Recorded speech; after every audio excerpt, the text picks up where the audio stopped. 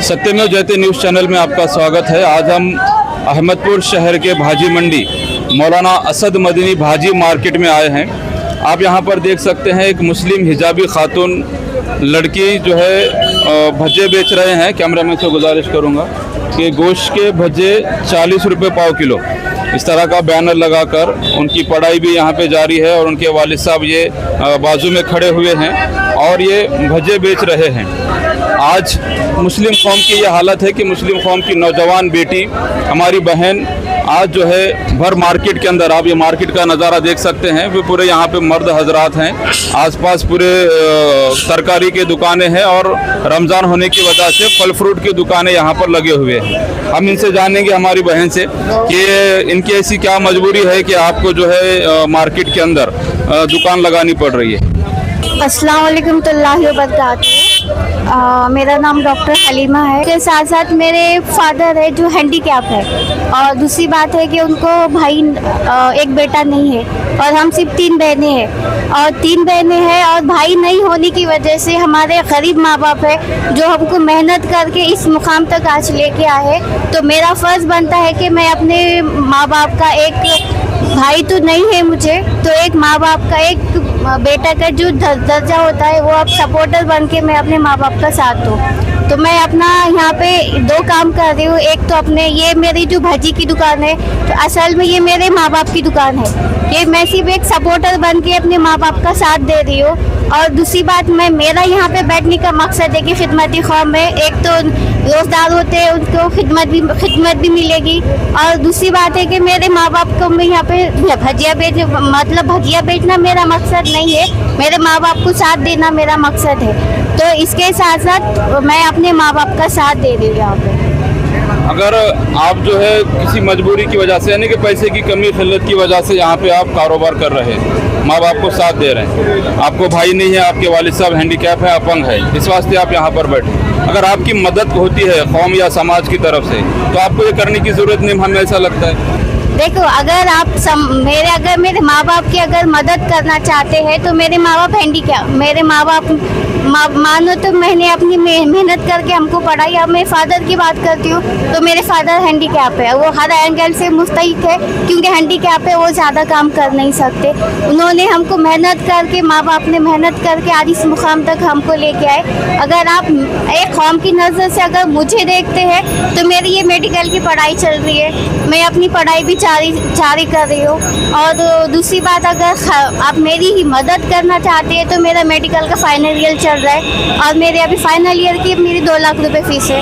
अगर आप मदद करना चाहते हैं, अगर मेरी नियत नज़र पे मुझे देख रहे हैं तो आप मेरे इल्म में मेरी मदद कर सकते हैं। मेरा ये बोलना है कि आप ये जो भज्जे बेच रहे हैं इसमें आप रोज़ कितने रुपए कमा रहे हैं, कितना बेच रहे हैं? देखिए, ये इनकम कभी ज़्यादा होता है कभी होता है, क्योंकि असल में ये मेरा बिजनेस है ही नहीं, तो इस पे मेरा, उनका इनकम पे मेरा अधिकार है ही नहीं। ये बिजनेस मेरे माँ बाप का है। अब मेरे माँ बाप एक एंगल से अनपढ़ है तो उनको हर एंगल से, उन्होंने जिस एंगल से काम करना चाहते हैं वो उनको अधिकार है। अगर मैं अपनी बात करूँ तो मैं पढ़ी लिखी हूँ तो मैं दवाखाना चला सकती। नहीं, अब ये जो गाड़ा लगा रहे इसमें कितने रुपए रोज़ कमा रहे आप? देखो, अभी मैं वो आपको ऑलरेडी पहले ही बता सकी, मैं अपनी बात कर रही हूँ। तो मेरा यहाँ पे बैठने का मकसद है कि मेरे अपने दवाखाने का प्रचार करना है, एक अनाउंसमेंट है। मैंने खिदमत कौम के लिए ये दवाखाना खोला हुआ है जहाँ पे गरीब लोगों के लिए 40 रुपये मैंने फीस रखी हुई है। मैंने अपनी कमाई का, अपने माँ बाप ने मुझे जितना भी पढ़ाया लिखाया, मैंने हर एंगल से अपनी पढ़ाई के लिए अपना पैसा खर्च किया। एक लड़की की बड़ी उम्मीदें होती है कि वो गहना पहने, शादी के लिए हर चीज़ करे, मगर मेरे माँ बाप ने मेरे हर चीज़ के लिए मेरे इल्म पे खर्चा किया है और मैंने अपना इल्म इसी नीयत से हासिल किया है कि मैं पढ़ी लिखी बन के, काबिल बन के अपने कौम का कुछ सुधार कर सकूँ, अपने कौम की खिदमत कर सकूँ। मैंने इसी नीयत से पढ़ाई। मेरा सवाल है कि कितने कमा रहे तुम, ये जो अभी जो ये भज्जे बेच रहे रोज़ के कितने कमाई हो रही, इनकम इनकम कितना हो रहा है? देखो अभी मैं बोल नहीं सकती, अब ये कभी इनकम कभी कम होता है कभी ज्यादा होता है। मैं फिर भी कितना? देखो अभी ये बिजनेस बोलूँ तो मैं 2 किलो एक खिदमत कौम के लिए 2 किलो के आटे की भजी बना रही हूँ यहाँ पे। क्यों ज़्यादा नहीं, क्योंकि कौन लेता कौन नहीं लेता, जिसकी उसकी अपनी सेल्फ अपना डिपेंड होता है। अब उसमें कुछ सेल होता है कुछ नहीं होता। अगर बहुत से बहुत हो गया तो 200-300 कभी 100, जैसे एज पर जो हम भजिया बनाते हैं उसके हिसाब से हमको इनकम कभी 200 कभी 100-150 या 300, वो हिसाब से हमको इनकम मिलता है इसमें। यानी कि 100-200 के लिए आप ये यहाँ पे कारोबार वाले साहब की मदद के लिए आप बैठे हुए हैं।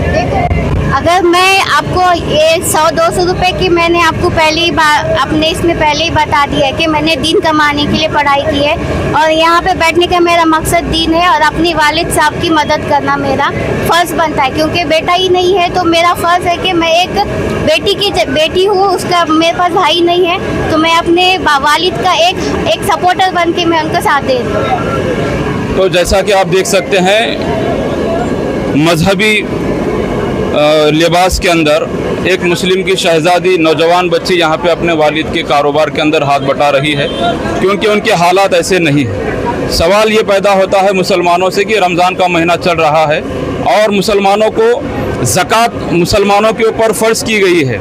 जिस तरह से हम आज के हालात को देख रहे हैं, अहमदपुर के अंदर मारवाड़ी समाज अपने कौम के अंदर जो गरीब हैं, जो माशी हालात से कमज़ोर हैं, उनको मदद करके उनको स्टैंड करने का काम करता है। लेकिन जिन मुसलमानों को कुरान के अंदर ज़कात देने का हुक्म है, वो कौम आज ज़कात देने से वंचित हमको नज़र आती है। अगर हम यूँ बात कहें अहमदपुर की हद तक अगर हम बात करें तो ज़कात जो है साहिब निसाब के ऊपर फ़र्ज़ की गई है। हदीसों के अंदर खुलासे में आता है कि 7.5 तोले सोना या 52 तोले चांदी जिसके पास साल भर रहे उसके ऊपर ज़कात फ़र्ज़ होती है, उसको ज़कात देना फ़र्ज़ है। 1 लाख के ऊपर 250 रुपये यानी 100 रुपये पे 2.5 रुपये ज़कात फ़र्ज़ बताई जाती है, उसको उतना देना अनिवार्य है। लेकिन अगर अब यहाँ पर अगर हम अहमदपुर के हालात देखेंगे, जिस तरह का यहाँ पर आज एक महिला मुस्लिम खातून बैठी है, अगर ज़कात दी जाती या 100% ज़कात निकाली जाती तो ये नौबत आज हमारे कौम को, बहन बेटियों को नहीं आती कि वो मार्केट के अंदर आकर इस तरह के कारोबार करें।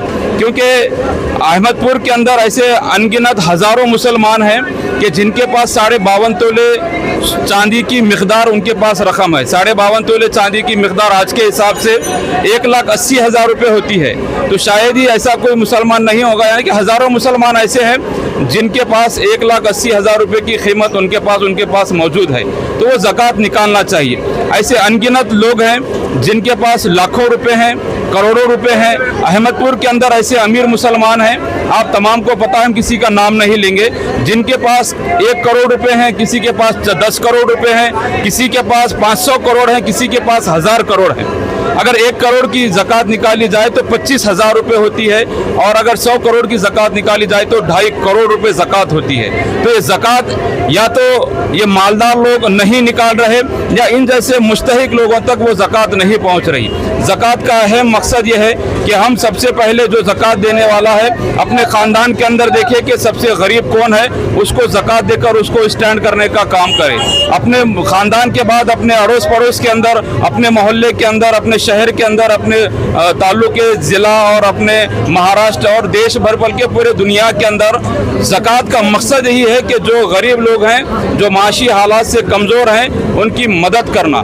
तो इस तरह की मदद अहमदपुर के अंदर हमको देखने को नहीं मिलती।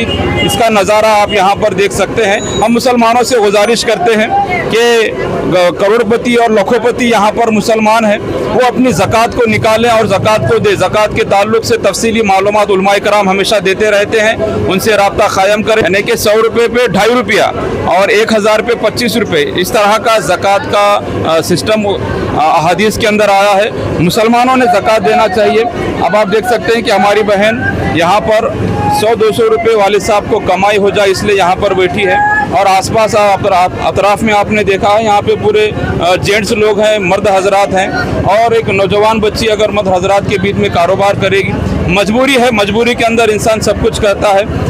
लेकिन कौम को जागना चाहिए, कौम को मुस्तहिक लोगों तक अपनी ज़कात को पहुँचाना चाहिए। बाजी हम आपसे गुजारिश कर रहे हैं। कि हम हमारी तरफ से आपको 1000 रुपये की मदद कर रहे हैं। आप कुछ दिन के लिए, आप जैसा कि आपका इनकम है 100-200 रुपये, आप कुछ दिन के लिए एक अपने कारोबार को होल्ड पे रखें और इंशाल्लाह आपकी मदद अगर कौम की तरफ से होती है तो आप मार्केट में ना बैठें, आप अपने क्लिनिक के अंदर आपका जो दवाखाना है आप वहाँ पे अपना कारोबार करें। हम ऐसी गुजारिश करें। मिलेंगे अगले वीडियो में, तब तक के लिए जय हिंद।